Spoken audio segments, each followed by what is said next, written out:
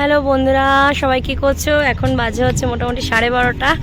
আমি অ্যাকচুয়ালি সকাল থেকেই ভাবছিলাম যে ব্লগে আসবো, কিন্তু আসাই হয়নি। আর এখন দেখো আমি একটা বিস্তীর্ণ মাঠের ধারে বসে আছি একা একা।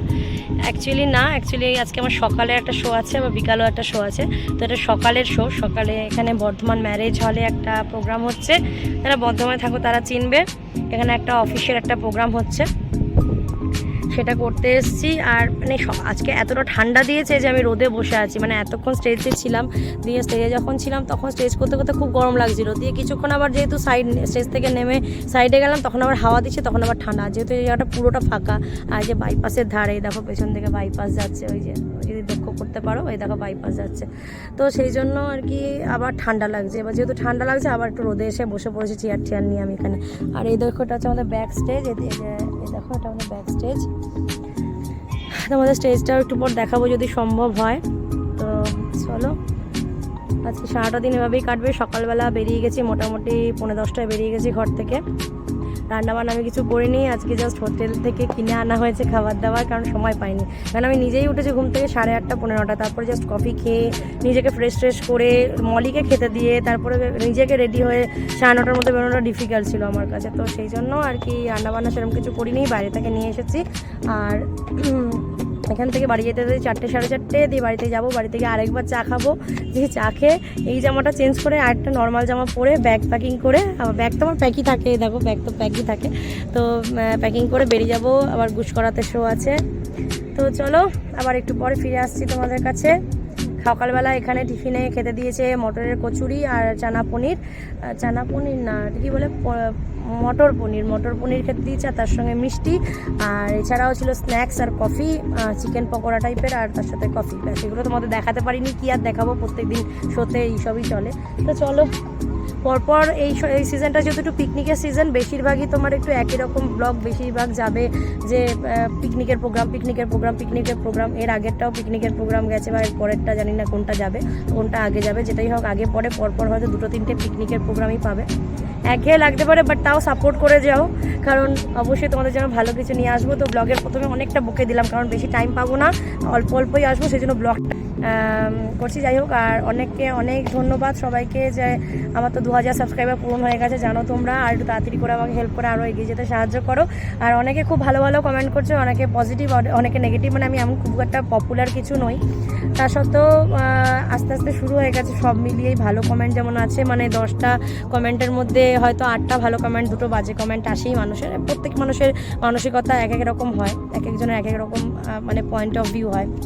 তো আমি কোনো রিলসের মাধ্যমে আমার মনে হয় না আমি আজ পর্যন্ত কিছু নেগেটিভিটি ছড়িয়েছি, বা অন্য কিছু কোনো খারাপ কিছু করেছি, বা কোনো নোংরামও কিছু করেছি। তো যাই হোক, তো কিছু মানুষের মানসিকতা হয়তো থাকতে পারে যে আমাকে যে আমি হয়তো কিছু রিলসে কিছু খারাপ বানিয়েছি বা কিছু। তো 2-3জন মানুষ আমার একটা রিলসে হয়তো কিছু কমেন্ট করেছো যে যে যে আমি গানের একটা সুন্দর সুরকে নিয়ে আর কি মারছি।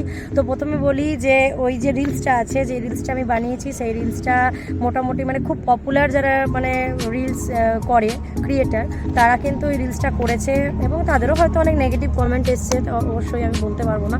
তো তারাও করেছে, প্রথম কথা। দ্বিতীয় কথা, আমি নিজে গানের সাথে যুক্ত, আমার মনে হয় না যে আমার থেকে ভালো যারা কমেন্ট করছে তারা বেশি গান সম্বন্ধে বোঝে। তো যার যেটা কাজ তাকে সেটা করতে দেওয়া উচিত, এবং ফালতু সময় নষ্ট করে লোকে কি খারাপ করলো, লোকে কি বাজে করলো, এটা খুঁত না বের করে নিজের ভেতরে তাকিয়ে দেখো যে নিজে কি করছো, সেটা বেশি বেটার হবে। তো চলো, আমি জানি না যারা লিখেছে তারা মানে হিন্দি বোঝে না বাংলা বোঝে, আমি ঠিক জানি না, কারণ তারা ইংলিশে লিখেছে। তো ইংলিশে আমি তাদেরকে রিপ্লাই দিয়ে দিয়েছি, যদি তারা বাঙালি হও বাংলাটাও বুঝবে, আমি ব্লগের মাঝখান দিয়ে বলে দিলাম। তো চলো, ব্লগটা দেখতে থাকো, ভালো লাগলে লাইক কমেন্ট শেয়ার, আর অবশ্যই আমার চ্যানেলটা যারা নতুন হয়েছে তারা লাল বাটনটা প্রেস করে সাবস্ক্রাইব করতে ভুলো না। হ্যালো বন্ধুরা, তো এখন দুপুরবেলা বাজে হচ্ছে 1:30, আর এখন হচ্ছে একটু ব্রেক। তো সবাই ব্রেক নিয়েছে, এখন সবাই খাওয়া দাওয়া করছে, এরপরে আবার প্রোগ্রামটা চালু হবে। তো দেখো সবাই চলে এসছে, আবার বসে পড়েছে, আর এদিকে মেয়েরা সবাই আছে বেশিরভাগ, আর ওই দিকটাতে ছেলেরা আছে, আর আমাদের সামনে স্টেজ আছে। তো খুব সুন্দর সাজিয়েছিল, কিন্তু এটা রাতের দিকে হলে আরও বেশি ভালো লাগতো, কারণ এই যে গোটা প্যান্ডেলটা সেটা খুব সুন্দর লাইট দিয়ে সাজিয়েছিল, কিন্তু সেটার কোনো মানে সূর্যের আলোতে কোনো কাজ নেই সেটার, সেজন্য দেখাও যাচ্ছে না। তো রাত্রেবেলা আরও দেখতে বেশি ভালো লাগতো। আর এই দেখো সামনে স্টেজ, এই ছেলেরা শুধু নাচবে বলে দাঁড়িয়ে আছে, আর আমাদের যে মেল সিঙ্গার সে এখন স্টেজে আছে, তো দেখতে পাচ্ছ কিনা জানি না, তো সে এখন গান গাইছে এবং তারা এখন জামাল কুদু গানে নাচবে, তো সেই জন্য রিকোয়েস্ট করেছে এবং দাঁড়িয়ে আছে। তো গানটা খুবই ফেমাস। আর এই দেখো এদিকেও কিছুজন বসে আছে ছড়িয়ে ছিটিয়ে, এখন কিছু বেশিরভাগ লোকই এখন খেয়ে দিয়ে একটু হাঁপিয়ে গেছে, সেজন্য রিল্যাক্স করছে অ্যাকচুয়ালি। তো চলো দেখতে থাকো টোটাল ব্লগটা কেমন লাগছে অবশ্যই জানাতে কিন্তু কমেন্টে ভুলো না।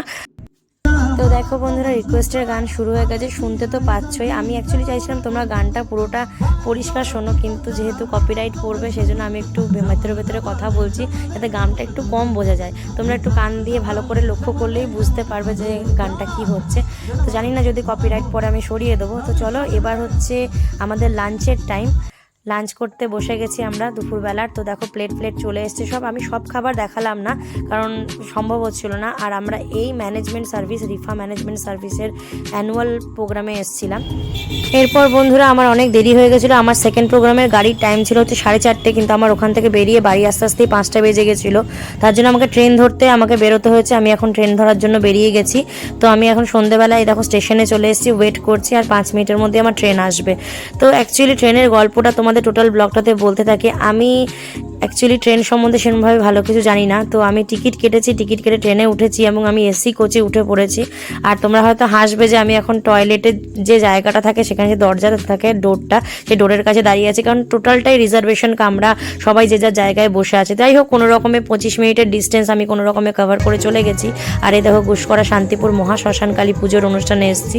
আর এখানে যে কালীটা আছে সেটা হচ্ছে মোটামুটি 24 ফুটের কালী, সম্ভবত আমি ভুল বলছি, হয়তো 24 ফুট বা 52 ফুট এমন কিছু। ওই দেখো কালীটা, মা কালীকে দেখা যাচ্ছে। আমি পেছন থেকে পেছন দিকে এসে নিয়েছি, এদিকে প্রচুর ভিড় ছিল, যাওয়া যাচ্ছিল না। আর এরপর আমরা এত ঠান্ডা ছিল, আমি কফি খেতে বেরিয়েছিলাম অ্যাকচুয়ালি। আর এইদিকে এই যে এদিকটা হচ্ছে শ্মশান, আর শ্মশানের ঠিক সামনেই হচ্ছে আমাদের গ্রিন রুম করে দিয়েছে পাতলা পেপার দিয়ে, পাতলা চিকচিকি পেপার দিয়ে কোনো রকমের। আর এত বীভৎস ঠান্ডা, সেদিন আমি শোয়ে স্ট্যান্ড হয়ে সোজা হয়ে দাঁড়াতে পারছিলাম না। আর এখানে দেখো ডান্সার আছে, আর এখানে সিঙ্গারের মা, ফার্স্ট সিঙ্গার যে আছে। তো ভীষণ কষ্ট ছিল, ভীষণ ঠান্ডা লাগছিল। আর সব থেকে বড় কথা, দুটো শো একসাথে এত ঠান্ডায়, তো ভীষণ খারাপ একদমই শরীরটা ভালো লাগছিল না, শরীরটা পুরো ছেড়ে দিচ্ছিল, আর মনে হচ্ছিল কতক্ষণে বাড়ি যাব। তো দেখো এখানে আমি বসে আছি, আমার বীভৎস ঠান্ডা লাগছে, আমি বিচ্ছিরি রকম কাঁপছিলাম।